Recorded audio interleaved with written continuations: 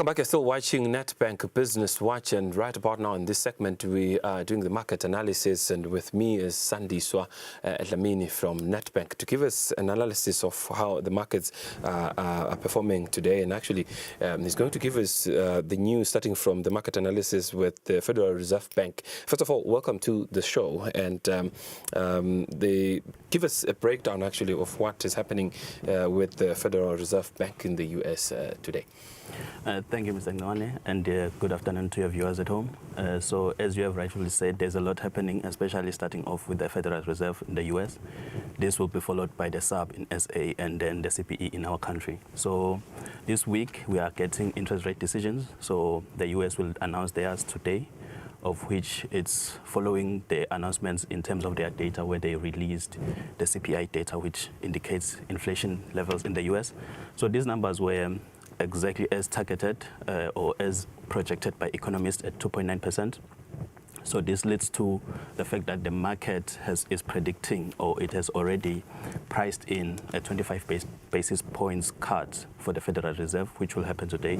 So going forward, what we are expecting is to also get a view on the tone from the chair of the Federal Reserve to see what might come in the next 12 months. We have economists analyzing that there might be 100 basis points cut within the next 12 months, and that will definitely affect the US economy. We are seeing the results of this in terms of the currencies. The US dollar is losing a bit of ground against the rand, against the euro, and against GBP, and this is because it's already pricing in the cut by the Federal Reserve. But the SARB is also expected to make their decision tomorrow. We already have the inflation numbers in that side, whereby we have seen 3.3% inflation from SA, but we have already seen that their retail sales have also picked up by 1.6%. So there's a bit of a confusion because the picking up of the retail sales suggests that there might be inflationary pressures in South Africa.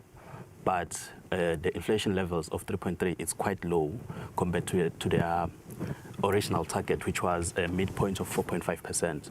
So we are still going to see what the SARB is going to do in SA, and in turn, the CPE is going to make their decision on Friday to also see if we are cutting by 25 basis points or maintaining our current levels.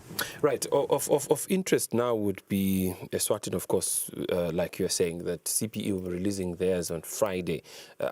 Could you safely say there will be any changes on that, and especially given that the Central Bank of Eswatini dropped theirs a few months ago, but then now, do you think the decision by the US is going to, by South Africa, the decision by South Africa is going to have us change ours, or maybe they're going to remain the same? We believe that ours will be independent, and it will be based on our inflation numbers, and it will be also based on our current state of the economy.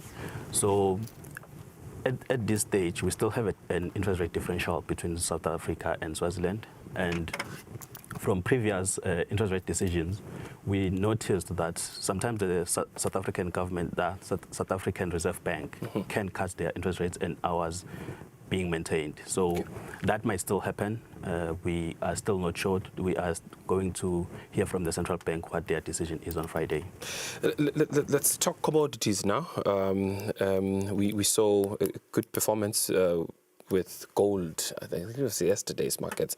Tell us more about what was happening there for those that are trading in that section. Yes, thank you for that question. So the interesting part in commodities, we have gold. So gold is always used as a safe haven for investors, whereby they use a lot. They tend to buy a lot of gold in terms where the market seems a bit not stable. We have a lot going on in the Middle East. There's threats for wars, and a lot is happening. So we are seeing record highs in terms of the prices of gold. So yesterday, we reached a level, a record high, whereby the gold price reached 3,700 yesterday. So, but because there are lots of investors that held long positions in the market, so they were getting out their profits. That's why the price of gold retreated to quite lower levels today. So, But moving forward, we do expect that gold will continue to rise, and we have economists suggesting that the price of gold might reach levels of 4,000 by the end of the year. I think last week the projections was 3,900. So the price of gold does seem to be on the rise. Okay. And on the side of oil, oil prices are also increasing. In recent news, what we saw is that Ukraine was attacking Russia. Specifically, it was targeting their oil infrastructure, which is a big deal in terms of oil supply. So this, in turn, is disrupting the oil supply from the Middle East. And with this, it will affect the oil supply might drop. And also what we have noticed is that the US have released their numbers in terms of their oil reserves. They have also dropped, which means the oil supply in the market might be affected by that. Mr. Tlamin, we're pressed for time now. Let's move straight into equities, and I know that you've got news in there. So let's go straight into equities. So in equities, the biggest news for today is that China have announced that it's instructing its tech companies from China to reduce their or stop buying chips from NVIDIA, which is the biggest tech company currently, or biggest company just overall, with over 3 trillion market cap. So this news did not come as a surprise, as we do expect China to continue to retaliate against the US, pertaining the tariffs and their trade. Sort of, it's not a trade war yet, but there is definitely trade tension between the two countries. So these have led to massive losses in terms of their stock price for NVIDIA, which are currently down 1.6% since today in the morning. And we have also seen companies like Microsoft also dropping significantly, 1.88%. And this comes after the CEO of Microsoft announced that or sold a big portion of his stocks for Microsoft, and this sends a bit of shockwaves to investors who are now questioning or like having a bit of second thoughts in terms of the direction of Microsoft. So they're reluctant now. Yes, because the leader is deciding to sell the stock, so there is that. And we also have Alphabet, who also lost quite a bit today, 0.75, and this is coming from AI search engines. So they have, that Google have this search engine, but now there's also developments around AI where we might see search engines like specifically from AI. So most people are now using AI to search for stuff instead of going to Google. So that's, there is that, and Alphabet have a deal with Apple to use their search engine as the primary search engine, and that's a 20 billion deal. So there's a threat to that deal. Otherwise, the S&P 500 is definitely falling because of those news. And just to move to the FTSE index and also the JSE All Share. For the FTSE index, there's been a lot coming from their pharmaceuticals, their mining industry, and their banking sector, which dropped this morning. We have seen AstraZeneca dropping to levels of by 0.8%, and we have mining companies like Fresnillo, which dropped like by 3.75%. This was a big margin and beating market expectations. And on the positive note, we are seeing JSE All Share reaching also record highs. It's at 104,000 currently in this morning. And this is coming from, mostly we are seeing the mining sector in South Africa in terms of platinum, copper, and silver. Right.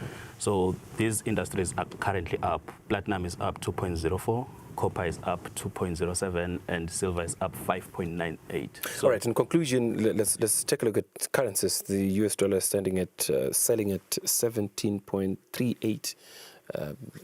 Talk us more about the currencies today. So the currencies, as we have just notified, 17.39. This is quite low. It's coming from last week's levels was 17.55, and this is it's a bit of a depreciation from the US side, but just for your info, we also had reached levels of 17.3, which was surprising the past 2 days. So this is a bounce back from the US, and this response from currencies, it's also coming from the interest rate cuts, which are expected, which are now already being priced in.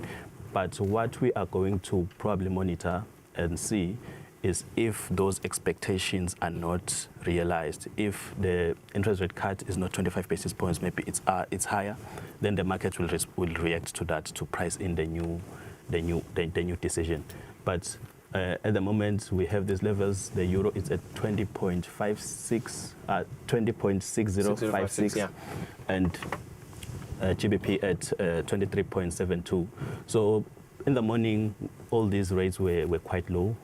We opened at 17.34 in the US. We also opened at 20.56 with the euro, and 23.67 with sterling.